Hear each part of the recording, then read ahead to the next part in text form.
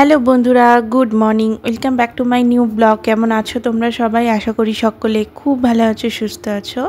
ভালো মন্দ মিশিয়ে আমাদেরও দিনগুলো চলে যাচ্ছে। দিনটা হচ্ছে মঙ্গলবার, বাজে এখন সকাল 6:30। তোমাদেরকে সঙ্গে নিয়ে এখন থেকে আজকে ব্লগটা শুরু করছি। পুরো ব্লগটা জুড়ে সাথে থাকো। আশা করি তোমাদের আজকে ব্লগটা খুব খুব ভালো লাগবে। সকালে যা বাসি কাজকর্ম ছিল সমস্তটা কমপ্লিট করে ফ্রেশ ট্রেশ হয়ে এখন দেখো চলে এসেছি রান্নাঘরে। আগে রান্নাবান্নাটা কমপ্লিট করে নেব। হাজব্যান্ড একটু তাড়াতাড়ি করেই আজকে বেরিয়ে যাবে। আর রান্নার প্রেশারটাও আজকে রয়েছে অন্যান্য দিনের তুলনায়। অন্যান্য দিন কি হয়, দু তরকারি করি হয়ে যায়, বাট আজকে বেশ কয়েক পদ করতে হবে। তো সেই কারণেই রান্নার প্রেশারটাও রয়েছে। তো সেই জন্য আগে ঝটপট করে রান্নাবান্নাটা কমপ্লিট করে নেব। সেই মতনই দেখো ডাল আর ভাতটা আর কি ডাল ধুয়ে বসিয়ে দিলাম। আর ভাতের চাল ধোয়া জল আর ডাল ধোয়া জলটা গামলার মধ্যে রেখে দিয়েছিলাম, তো সেগুলোই গাছে দিলাম। তো দেখো আমার জবা ফুল গাছে এত কড়ি এসেছে না, কি ভালো লাগছে দেখতে। আর প্রত্যেক দিনই দুটো একটা করে ফুল ফুটছে, বেশ ভালো লাগে। মানে আমি গাছের কিছুই বুঝি না, তবুও এই স্বল্প জ্ঞানে যেটুকু গাছে ফুল দিচ্ছে এটুকুতেই ভীষণ আনন্দ হয়। তো গাছের সারটা অনেক দিন হয় শেষ হয়ে গেছে, আনবো করে আনাও হয়ে উঠছে না। অ্যাকচুয়ালি আমি যেহেতু এখন বাড়ি থেকে একদমই বেরোতে পারছি না, তো হাজব্যান্ডকে বলেও আনাতে পারছি না। তো দেখি কবে বাড়ি থেকে বেরোতে পারি। যেদিন বেরোবো সেদিনকে ইচ্ছা আছে গাছের সারটা অবশ্যই মনে করে আনবো। তো যাই হোক, গাছে জল দিয়ে এখন আমি চলে আসলাম আবারও রান্নাঘরে। তো মাঝখানে চা খাওয়া হয়ে গেছে, সেগুলো আর কিছুই শ্যুট নেওয়া হয়নি। তো চা খেতে খেতে আমার এদিকে ভাত ডালটা হয়ে গেছে। তো ডালটা সোমবার দিয়ে নিলাম, একটু আম ডাল করব। তো আম দিয়ে আর কি সর্ষে শুকনো লঙ্কা ফোড়ন দিয়ে ডালটা সোমবার দিয়ে দিলাম। আর করব আজকে দই পটল। তো সেই জন্য পটলটাকে ভাজতে দিয়ে এখানে দেখো দই পটলের যে মশলাটা সেটা রেডি করে নিচ্ছি। দইয়ের মধ্যে নুন, হলুদ, একটু মিষ্টি, একটু জিরের গুঁড়ো, কাশ্মীরি লঙ্কার গুঁড়ো আর দিলাম একটু হিং দিয়ে মশলাটা প্রিপেয়ার করে নিয়েছি।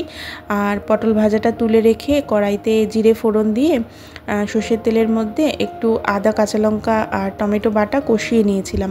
তার মধ্যে যে মশলাটা গুলিয়ে রাখলাম দই দিয়ে, সেই মশলাটা দিয়ে ভালো করে কষে আলুটাও দিয়ে দিয়েছিলাম। তো আলু দিয়ে মশলাটা ভালো করে কষে নিয়ে ভেজে রাখা পটলগুলো দিলাম, দিয়ে ঝোলের জন্য জল দিয়ে দিয়েছি। আর নামানোর আগে ঘি আর গরম মশলা দিয়ে নামিয়ে নিয়েছি। তো আমার দুই তরকারি রান্না হয়ে গেছে। তো হাজব্যান্ডকে এখানে খেতে দিয়ে দিলাম, কারণ ওর জন্য এই কটা পদই আর কি রান্না করেছিলাম। আর তোমাদেরকে বললামই অন্যান্য দিনের তুলনায় ও আজকে একটু তাড়াতাড়ি বেরোবে, তাই তাড়াতাড়ি এখানে খেতেও বসে পড়েছে। ঘড়িতে বাজছে দেখো 10টা 15। এর মধ্যে আমার সমস্ত রান্নাবান্না কমপ্লিট হয়ে গেছে। তো এই যে কী রান্না করেছি চলো তোমাদের দেখাই। এখানে আছে গরম গরম ভাত, হাজব্যান্ড অলরেডি খেয়ে বেরিয়েও গেছে। তো এখানে ভাতটা রয়েছে। মায়ের জন্য করলাম কুমড়ো ছেচকি, কালো কালো আসছে। এই যে কুমড়ো ছেচকি, মাকে সকালের টিফিন দিয়ে দিয়েছি। হাজব্যান্ডও টিফিন একটু নিয়ে গেছে। তো এই কুমড়ো ছেচকি আর মা দুপুরে খাবে সেই মতো রয়েছে। আর এখানে আছে তো ওই সেই দই পটলটা, আর একটুখানি আছে হাজব্যান্ডের জন্য। এখানে আছে সেই ডালের সাথে খাওয়ার জন্য ঘি দিয়ে কাঁচা লঙ্কা দিয়ে আলু সিদ্ধ মাখা। এখানে আম ডাল, আর এই হচ্ছে বাঁধাকপি, যেটা এখন নামালাম আমি। কেমন ব্লাড আসছে। তো এই যে দেখো এই বাঁধাকপিটা এই জাস্ট নামালাম। তো করবো না করেও এত পদ আজকে রান্না হয়ে গেছে। তো এখন ঘড়িতে বাজছে দেখো 10টা 15। অনেক কিছু রান্না কমপ্লিট। আর এখানে আমি একটু চা বসিয়েছি। আর বলো না, এই দুধ চায়ের ক্রেভিংটা কিছুতেই ছাড়তে পারছি না। এত নেশা দুধ চায়ের, মানে দুধের গন্ধ পেলেই যেন মনে হয় দুধ চা খাই। তো একটু বসিয়ে দিয়েছি দুধ চা, তো হয়েও গেছে, বন্ধ করে দিই। আর রান্নাঘরটাও মোটামুটি ক্লিন করে নিয়েছি।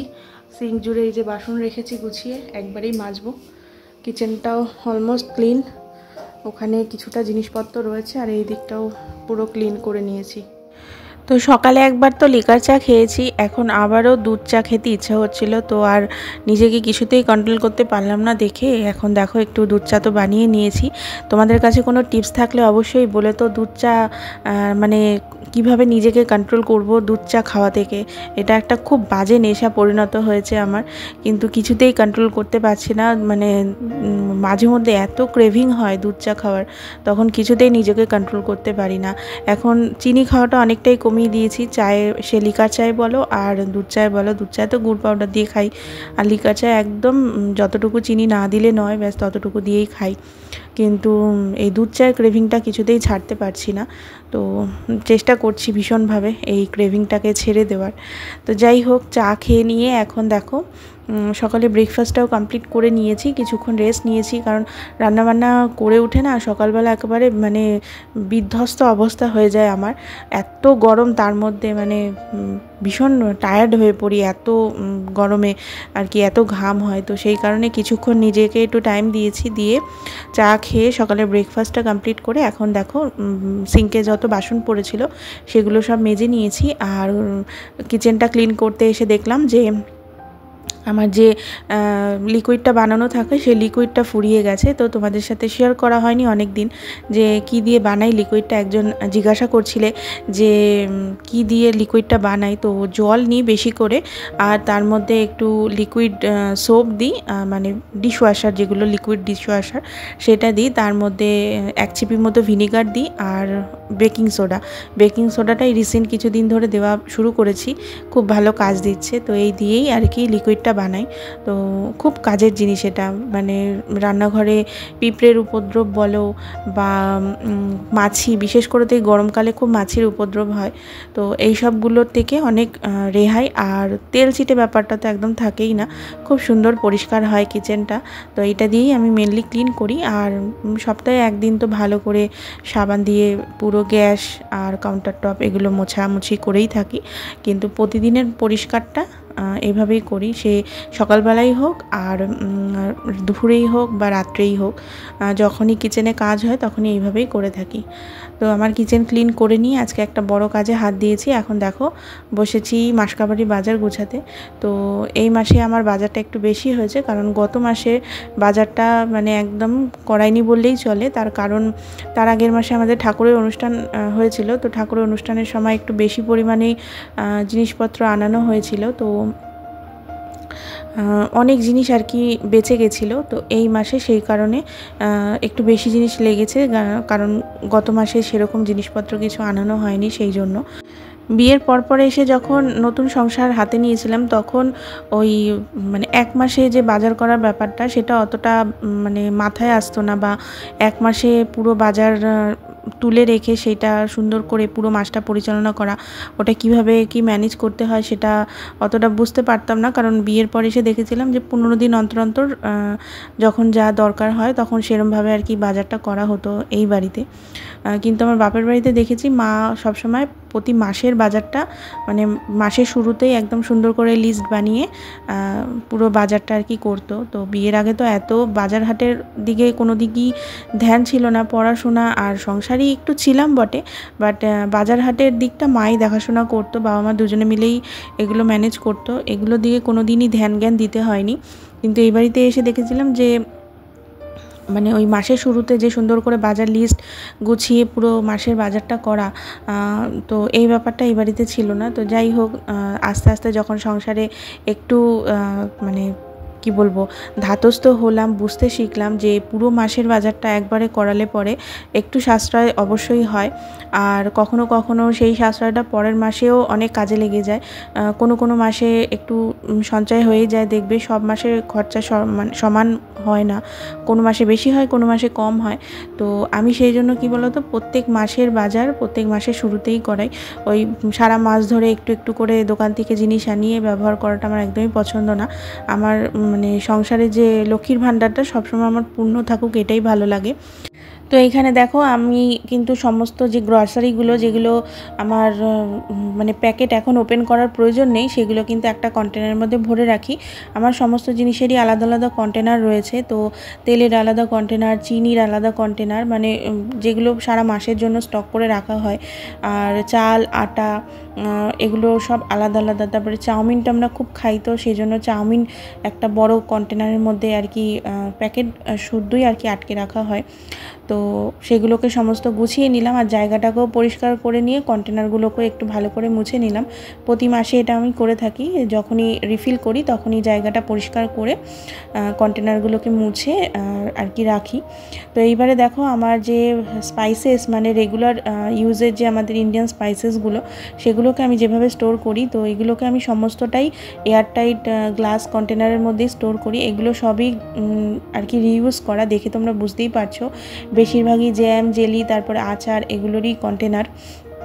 সেগুলোকেই ভালো করে ধুয়ে পরিষ্কার করে আমি ইউজ করি।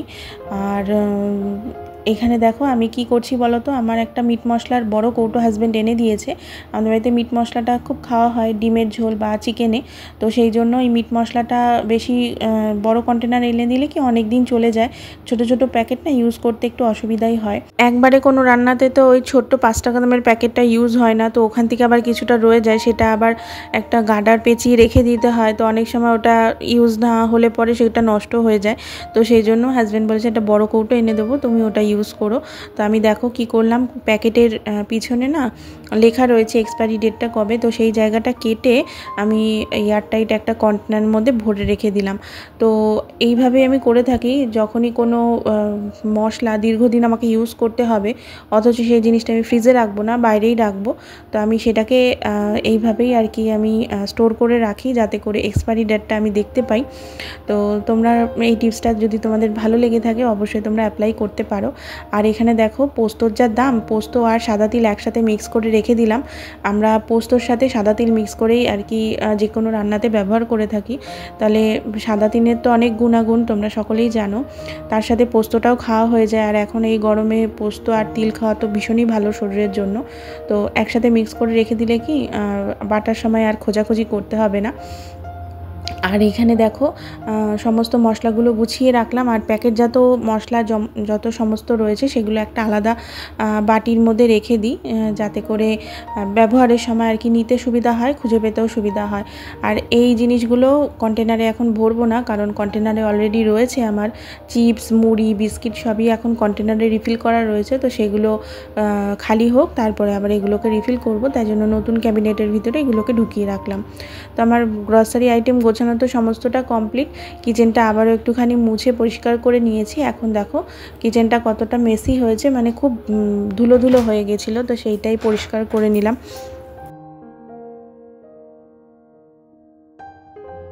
সব কাজ তো মোটামুটি হয়েই গেছিলো। তো আমি এদিকে না ঘরটাও মুছে নিয়েছি। তো ঘর মুছতে মুছতেই দেখলাম আকাশ পুরো কালো করে এসছে, একটু ঝোড়ো হাওয়াও ছেড়েছে। তো ভাবলাম তো মনে হচ্ছে বৃষ্টি আসবে, জানি না বৃষ্টিটা আসবে কি না। যে হারে গরম দিয়েছে এরকম মেঘলাই থাকবে না, বৃষ্টিটা আদৌ আসবে। তো আসলে তো ভালোই, একটু গরমটা কমবে। যে হারে গরম দিয়েছে একেবারে পাগল পাগল অবস্থা। আমরা ঘরে থেকে তাই অস্থির হয়ে যাচ্ছি, যারা বাইরে কাজে বেরোচ্ছে তাদের ভাবো কি কষ্টটাই না হচ্ছে। তো কি আর করা যাবে, পেটের দায়ে তো বাইরে বেরোতেই হবে, আর আমাদেরকেও ঘরের কাজগুলো করতে হবে। তো বিশেষ করে কি বলো তো, কষ্টটা কখন হয়, রুটি করার টাইমে আমি লক্ষ্য করে দেখেছি রুটি করার টাইমে বেশি কষ্ট হচ্ছে। কারণ রুটি করার টাইমে রুটি মানে বেলা আর রুটি ভাজার সময় কনস্ট্যান্ট গ্যাসের সামনে দাঁড়িয়ে থাকতে হয় না, দরদর করে ঘেমে যাচ্ছি, মানে নাইটি পুরো ভিজে যাচ্ছে, এত ঘাম হচ্ছে। কি আর করা যাবে, ওই যে পেটের দায়ে মানুষ বাইরেও যাচ্ছে, পেটের দায়ে মানুষকে ঘরেও কাজ করতে হচ্ছে, কিছু করার নেই, সব কিছুর দোষ পেটটারই। এটা ছাড়া তো জীবন মানে কি বলবো চলবেই না, এই পেটটার জন্যই তো মানুষও কাজ করছে এবং জীবনও চলছে আমাদের। তো যাই হোক, বকবক করতে করতে দেখো জামা কাপড়গুলো আর কি গুছিয়ে জায়গা মতন তুলে দিলাম। ওগুলো যদি ফেলে রেখে দিতাম ওইভাবেই পড়ে থাকতো। আর এখন তো বোন বাড়িতে নেই, তো যে ওকে দিয়ে কাজগুলো করিয়ে নেবো। আর সত্যি বলতে তোমাদেরকে তো আমি বলেই থাকি যে আমার নিজের কাজটা নিজের করতেই বেশি ভালো লাগে। আমি নিজের হাতে কাজ করে নেবো, ওটাই আমার বেশি স্যাটিসফ্যাকশান।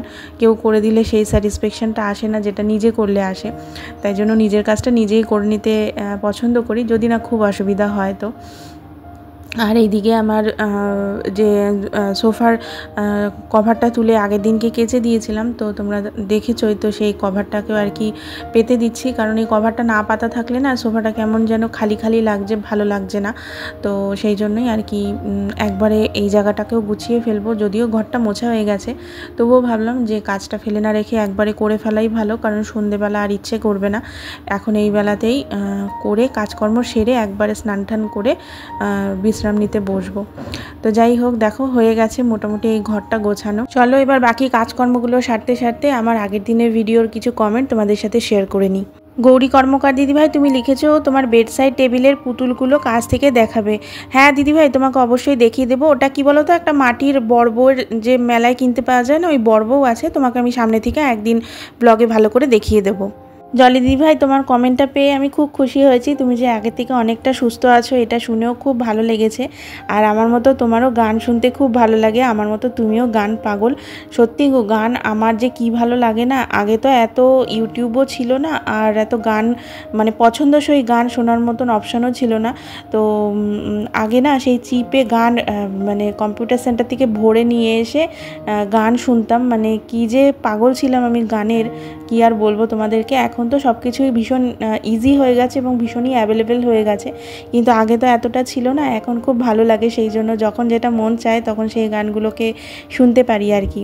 তো তুমি সাবধানে থেকো আর নিজের খেয়াল অবশ্যই কিন্তু রেখো। ইচ্ছেডানা ব্লগস থেকে এক দিদিভাই কমেন্ট করেছো, লাইক দিয়ে দেখা শুরু করলাম, চা খেয়ে বিছানা গোছানো কাজ শুরু করলে, ফ্যান পরিষ্কার করলে, সঙ্গে থেকে তোমার কাজ দেখে নিলাম, খুব ভালো লাগলো, আরও ভিডিও দেখার অপেক্ষায় রইলাম। অনেক ধন্যবাদ দিদিভাই, এইভাবেই পাশে থেকো, আশা করি তোমাদের সুন্দর সুন্দর ব্লগ উপহার দিতে পারবো। শ্রেয়া, তুমি কমেন্ট করেছো, আমার কমেন্ট পড়লে ভিডিওতে খুব ভালো লাগলো, তোমার বেডরুম ক্লিনিং দেখে আমিও একটু এনার্জি পেলাম, আমাকেও করতে হবে। হ্যাঁ গো, এই গরমে কোনো কিছু ক্লিনিংয়ের কাজ করাটা ভীষণই ডিফিকাল্ট। তো আমিও সবার ব্লগ দেখে দেখেই আর কি ইন্সপায়ার হই, তো সেইভাবেই আর কি নিজেকে এনকারেজ করি যে আমাকেও করতে হবে। তো আমার ব্লগ দেখেও তোমরা যে এনার্জি পাচ্ছ কাজ করার, তো এটা শুনে ভীষণ ভালো লাগলো। তো ফেলে না রেখে করতে যখন হবে অবশ্যই করে ফেলো। তো যাই হোক, দেখো এখানে কিন্তু আমি বেশ কিছু কাজ কমপ্লিট করে নিলাম। বেশ কয়েকটা কন্টেনার হাজব্যান্ড এনেছে আর দুটো গামলা এনেছে, তো এগুলোকে মেজে ঘষে আর কি এখানে জল ঝরাতে দিলাম। তো এগুলো বেশ কিছু কাজে লাগবে, তো তোমাদের সাথে সেগুলো তো ব্লগের মধ্যে দিয়ে শেয়ার অবশ্যই করব। তো এগুলোকে ফেলে না রেখে করে ফেললাম, অনেক দিন হয়েছে এনেছে, করব করে আর করা হয়েই উঠছিল না। তো আজকে হাতে টাইম ছিল, তাই জন্য কাজটা কমপ্লিট করে নিলাম। এরপরে স্নান সেরে পুজো করতে যাব। তো চলো আজকে ব্লগটাকে এখানেই এন্ড করছি। কেমন লাগলো আজকে ব্লগটা অবশ্যই লাইক করো, কমেন্ট করে জানিও। দেখা হচ্ছে খুব তাড়াতাড়ি, সকলে ভালো থেকো।